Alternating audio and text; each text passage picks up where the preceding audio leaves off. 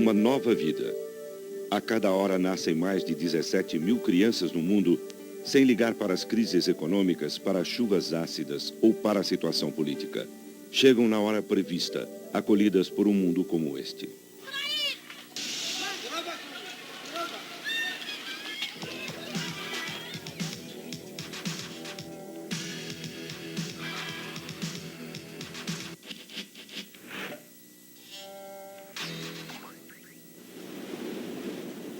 Mesmo assim, em todas as épocas, até nas mais dramáticas, o espírito humano encontra soluções inesperadas. A vida renasce também hoje em homens e mulheres que trazem uma novidade.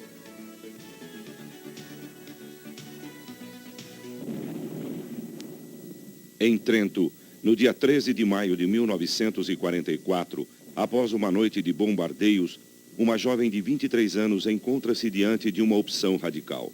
No seu coração, uma convicção: o amor vence tudo, o amor por Deus.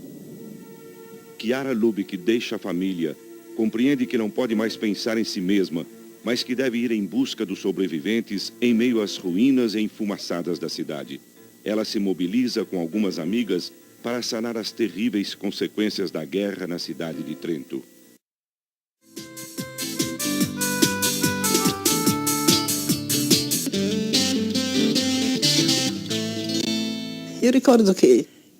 Posso dizer que cresci com o amor por Deus, porque minha mãe era muito cristã. Meu pai era socialista, mas também isso influenciou minha vida, porque aprendi a me relacionar com pessoas sem uma fé religiosa.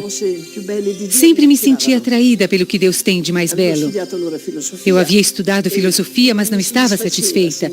Sentia que só com a filosofia, que eu conhecia bem e que era minha paixão, não havia conseguido penetrar na realidade de Deus.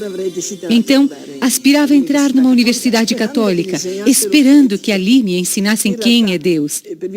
Na realidade, por uma circunstância que parecia negativa, mas que depois se revelou positiva, não passei no concurso para entrar na universidade. Lembro que minha mãe tentava me consolar. Eu tinha 18 anos. Ela tentava me consolar dizendo: fique tranquila, tudo vai dar certo. Mas nada me consolava. Até que, no meu coração, senti que alguém me dizia: eu serei o seu mestre.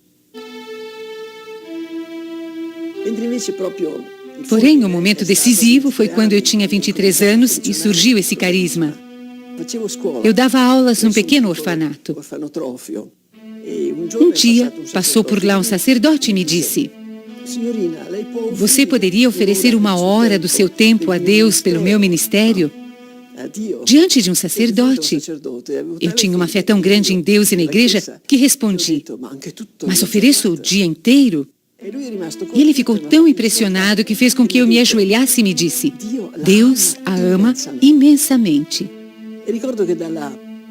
Essa frase teve um grande impacto em mim. Deus a ama imensamente. E comecei a comunicá-la a todos, às minhas companheiras, à minha mãe. Escrevi cartas a meu irmão, minhas irmãs, e surgiram minhas primeiras amigas, pois eu dizia: sabe que Deus ama você? Deus nos ama imensamente. E nós acreditamos no amor. A minha família era pobre. Não foi sempre assim, mas devido a algumas circunstâncias. Sempre íamos comprar leite levando uma garrafa num local a 1 quilômetro de casa. Um dia, uma das minhas irmãs disse: eu não vou, está muito frio, eu não consigo. E a outra irmã: eu não vou. Então, eu peguei a garrafa e me encaminhei pela rua até o lugar onde comprávamos o leite. E, no meio do caminho, foi ali, eu tive a impressão, uma simples impressão, como se o céu se abrisse.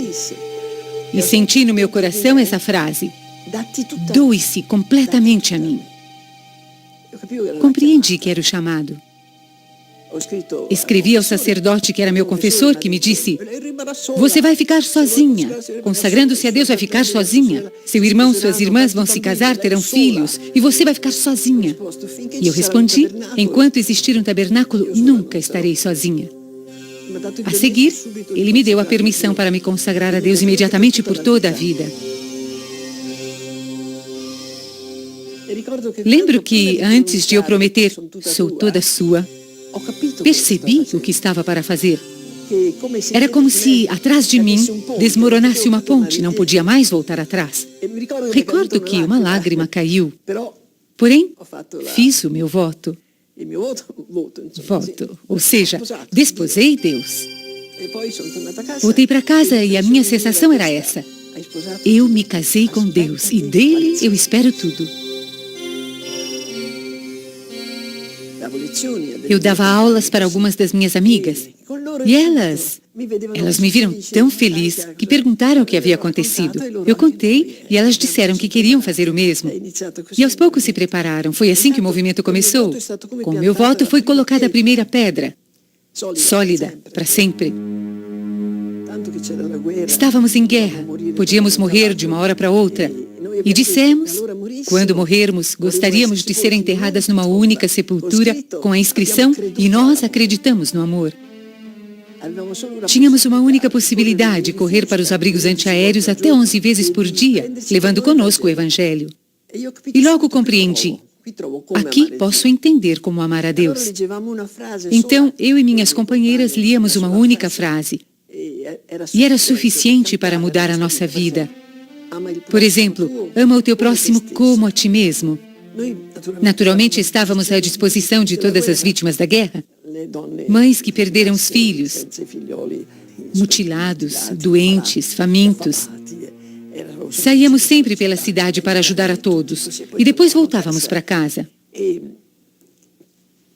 Quem dava sentido à nossa vida era a presença espiritual de Cristo entre nós. Não sabíamos ainda, mas praticamente era o primeiro focolare. Assim nasceu esse estilo de vida diferente, no qual o nosso interesse se concentrava nos outros. Isso nos fazia exultar de felicidade, porque o amor traz a felicidade. Então as pessoas diziam, mas por que vocês estão felizes em meio à guerra e às bombas? Nós contávamos a nossa descoberta do Evangelho. Essas pessoas se uniam a nós, tanto que depois de 2 meses já éramos 500 que vivíamos a mesma aventura evangélica. Eu falo muito de amor, mas foi um carisma de luz, que me mostrou, que me fez compreender desde o início que chegaríamos ao mundo inteiro. Pede-me, e eu te darei as nações por herança. Rezamos juntas para que fôssemos instrumentos para levar esse espírito de amor e de luz ao mundo inteiro.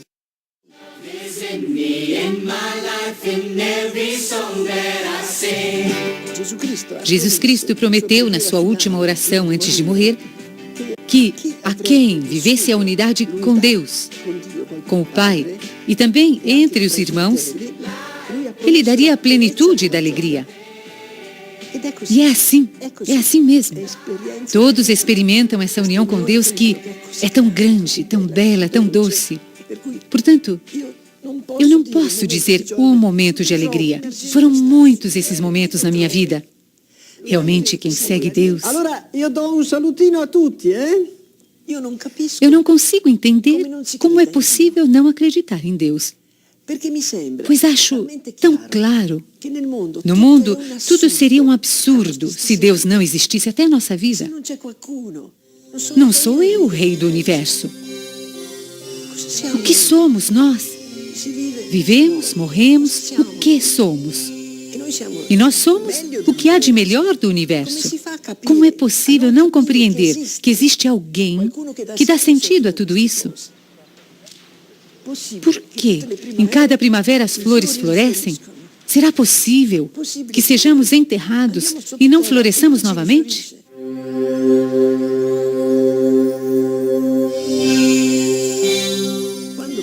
Quando morrem pessoas que me são caras, às vezes eu penso, o que haverá depois? A morte? Não, tudo passa, menos a caridade. A caridade permanece. O que resta é o amor que nos uniu. Por um lado, sentimos o sofrimento, a separação. Por outro, percebemos também, e isso nos consola, que essas pessoas realizaram o próprio desígnio. As 2 frases mais importantes do credo para mim são: creio na ressurreição da carne. Não porque quero acreditar. Creio na ressurreição da carne. Creio na vida eterna. Porque é essa a vida. Porém, entendemos também o que é o inferno. É o remorso por não ter amado e por não poder mais amar. Isto é, compreender que a única coisa que deveríamos ter feito na Terra era amar-nos e não poder mais fazê-lo. Deve ser trágico. Realmente, Jesus tem razão em dizer que devemos estar no mundo sem ser do mundo. O mundo nos rouba a esperança. Temos uma palavra fabulosa que é recomeçar. Nós recomeçamos sempre, sempre. Temos que realizar a oração de Jesus, que todos sejam uma coisa só, que todos sejam uma família. Nunca existiu um movimento com todas as vocações. Nós temos crianças, jovens, casados, pessoas que não se casam, virgens, temos sacerdotes, frades, bispos. Temos 800 bispos no movimento. Eu esperava algo grande, mas não teria imaginado naturalmente um movimento como esse, que supera todas as forças humanas. Portanto, não éramos nós que íamos em frente, era Jesus entre nós. Ele disse, eu venci o mundo. Todas as épocas tiveram os próprios santos. Hoje é a época do santo entre nós, do santo da comunidade, dele mesmo entre nós. É esta a nossa força, só esta é a nossa força.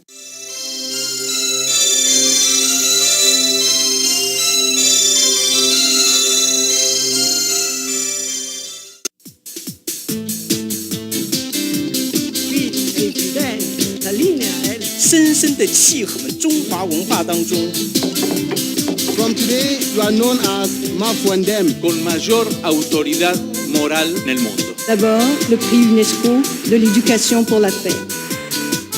Welcome to Kenya. The European Human Rights Prize.